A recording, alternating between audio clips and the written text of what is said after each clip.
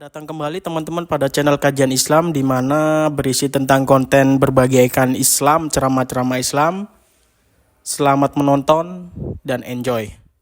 Teman-teman sekalian, makin kita menjaga hubungan dengan Allah Azza wa Jalla, makin kental kita mendekatkan diri kepada Allah Subhanahu wa taala, makin kita paksakan, maka makin dekat Allah dengan kita. Misal contoh, antum praktekin, buat jadwal. 1 bulan dari sekarang, atau 1 minggu dari sekarang, 1 bulan lah dari sekarang, coba antum buat sebuah catatan sederhana, amal ibadah yang sudah antum kerjakan, yang menurut antum paling sempurna, pribadi, tidak usah liatin ke orang lain, tulis, misalnya sholat 5 waktu, saya dari tanggal 1 Muharram ke akhir Muharram, saya akan mulai, atau misalnya 1 Oktober sampai akhir Oktober, saya mau coba sebulan nih. Nah, lebih baik lagi kalau tolak ukurnya 40 hari. Karena Nabi SAW jadikan patokan, siapa yang sholat tidak ketinggalan takbiratul ihram pertama imam 40 hari, dijamin baginya selamat dari sifat kemunafikan. Baik, pegang hadis itu 40 hari. Dari tanggal 1 Oktober sampai kita ambil misalnya 9 November. Karena kan ada sampai tinggal 31 kan. Baik, sampai 9 November. Buat jadwal. Itu memang harus dipaksakan. Paksa. Nggak pakai cerita main-main ini. Harus buat program. Dan antum harus mulai sendiri. Paksain, mau apapun godaannya, tidak ada ceritanya. Seperti antum kalau lagi lapar, orang mau bicara apapun, antum tidak pusing, yang penting saya harus makan dulu, karena laparnya berbahaya. Seperti itu butuhnya dengan ibadah.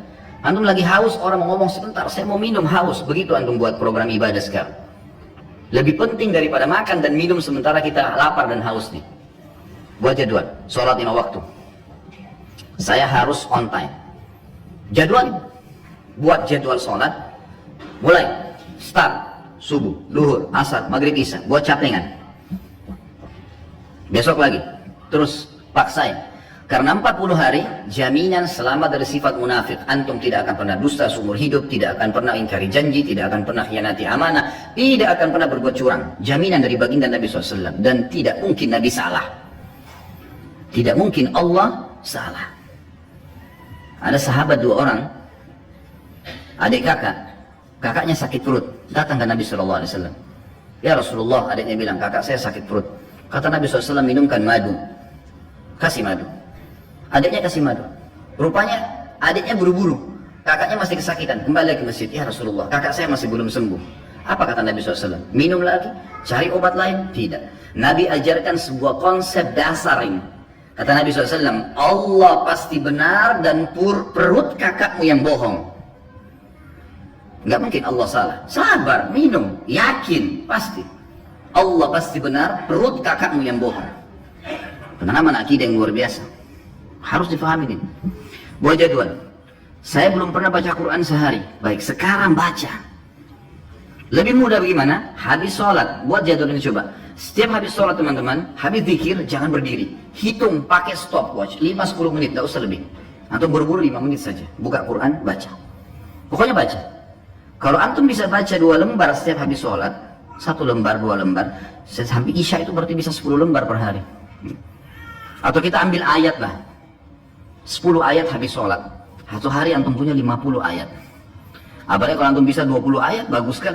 20 ayat subuh, 20 ayat duhur, 20 ayat asar, 20 ayat maghrib, 20 ayat isya. Kalau ada yang lewat, misal maghrib gini ada ta'lim. Habis isya nanti saya double dari 40 ayat. Atau sebelum tidur. Pokoknya 1 hari target saya 100 ayat misalnya. 100 ayat sehari teman-teman, 6.000 lebih ayat Al-Quran. Itu bisa antum khatam cepat sekali. Hanya baca. Harus paksain. Zikir pagi sore. Jangan berdiri dari tempat antum habis sholat subuh kecuali sudah zikir subuh. Harus.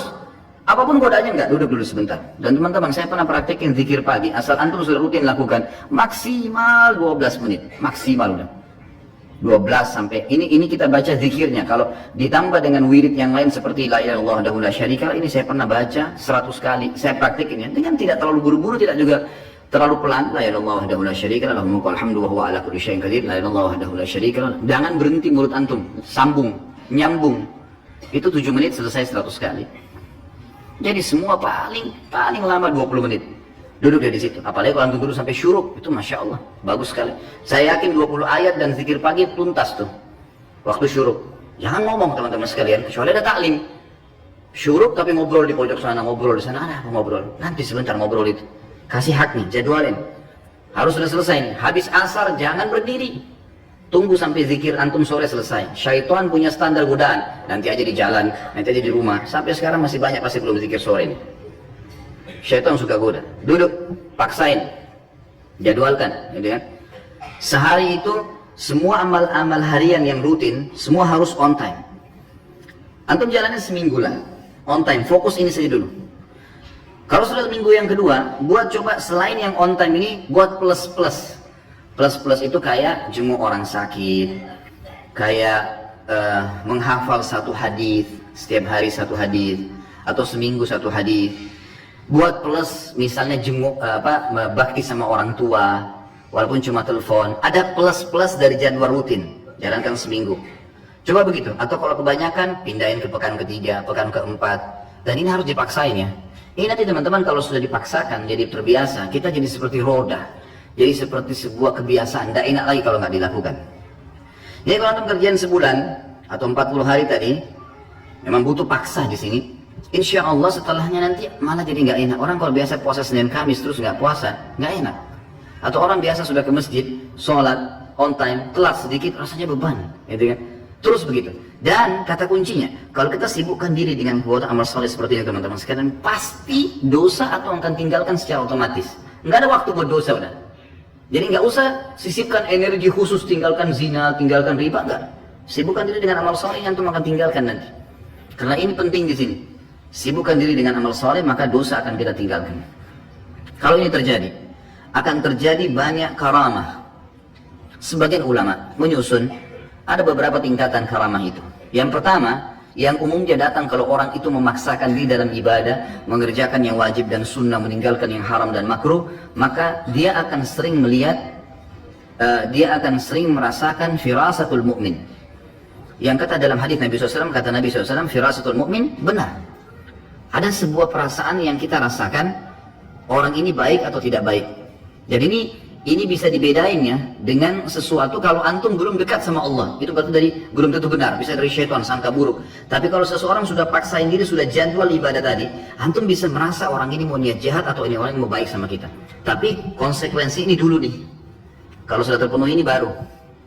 Kalau tidak, masih antum Senin Kamis masih jalan. Ada orang sholat 5 waktu ya, ikhwah banyak. Tapi nggak pernah puasa Senin Kamis. Entah kenapa. Apa udurnya nggak tahu. Mau tunggu mungkin mati, malaikat mau datang baru puasa, Allahu a'lam. Gak ada alasan sama sekali. Kerja, semua orang kerja. Semua panas semua. Ramadan kemarin sudah menghapus semua syubhatnya orang yang tidak puasa. Semua dihapus. Panas iya, kerja iya. Sama semua. Sama. Sudah kita dilatih sama Allah SWT. Dan wajar kalau orang menjadi lebih baik. Wajar, gitu kan. Yang kedua, dia kalau terus memaksakan diri lagi, dia akan mendapatkan yang dikenal dengan ru'yah shadiqah. Ru'yah shadiqah ini, sebagian ulama, tentu tidak semua, mengatakan diambil dari sabda Nabi SAW, mimpi yang benar dari seorang mukmin atau ru'yah shadiqah adalah cabang dari 40 cabang kemujizatan Nabi. Dalam hadis ini dikatakan tidak tertinggal lagi sesuatu yang benar menjelang hari kiamat kecuali mimpi yang benar dari orang mukmin. Misal antum mau pergi umroh atau mau pergi haji, mimpi lihat Ka'bah. Ada orang tua kita mau datang silaturahim, kita mimpi beliau datang.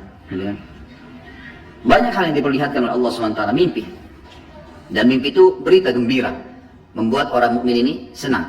Kata para ulama, kalau orang ini belum memaksakan diri ke target-target tadi, mengerjakan semua perintah wajib atau sunnah, meninggalkan semua larangan haram atau makruh, maka bisa saja mimpinya itu bercampur baur dengan hilm.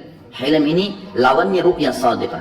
Ru'yah shadiqah, mimpi yang benar dari Allah, sementara hilm dari syaitan.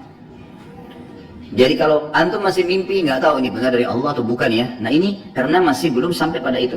Tapi orang kalau sampai pada tingkat ini, sebagian ulama mengatakan seperti sabda Nabi SAW. Memang orang mukmin akan mimpi ru'yah shadiqah itu. Orang mimpi ru'yah shadiqah. Ini yang kedua. Kemudian datang yang ketiga, yang setelahnya adalah hal-hal yang terjadi yang memang Allah Subhanahu wa Ta'ala sesuaikan dengan keadaan orang itu. Bisa saja lisannya menjadi petunjuk bagi orang. Seperti misal Umar bin Khattab radhiyallahu anhu di zaman khilafahnya beliau pernah tiba-tiba naik mimbar, kumpulin orang di masjid, lalu beliau mengatakan, "Hai pasukanku, ke gununglah kalian, ke gununglah kalian." Bahasa begini, orang yang lagi di dalam masjid, apa ini? Amir Mu'minin bicara apa ini? Ke gunung, nggak ada pasukan di masjid, bukan pasukan ini. Orang belum ngerti pada saat itu. Lalu Umar bin Khattab turun dari mimbarnya. Orang juga nggak ada yang nanya. Selesai, ternyata Umar bin Khattab lagi mengirim pasukan di perbatasan wilayah Persia. Datang pasukan tersebut, lalu mereka yang memberikan kesaksian. Mereka mengatakan, ya Amir Mu'minin, Allah telah berikan kami kemenangan. Kata Umar, bagaimana kalian menang di depan orang-orang semua? Kata mereka, kami pada saat didesak oleh musuh, dan kami yakin kami akan kalah, kami yakin akan dibantu oleh musuh. Tiba-tiba kami mendengarkan suara Anda yang berkata, wahai pasukanku, ke gununglah. Dan kami lihat di belakang kami ada gunung, kami naik ke gunung tersebut, mengatur strategi, kemudian kami melemparkan anak-anak panah ke musuh dan kami menang. Umar bin Khattab waktu itu yang muncul adalah perasaan dia. Dia tidak bisa lihat ghaib. Umar bin Khattab tahu itu. Tapi ada feeling yang sangat kuat di situ, kalau dia harus ucapkan itu. Maka dia ucapkan dan dibuktikan di lapangan, Allah berikan kemenangan pasukannya. Tapi ini bukan orang-orang yang biasa, bukan orang yang baru Senin Kamis sholatnya, baru 2 kali 3 kali datang taklim, baru tiba-tiba mau, apalagi kalau sudah pakai aku dan saya tadi, lupain sudah ini. Jelas ini? Ini bahasa Indonesia ini. Jangan lagi tidak paham.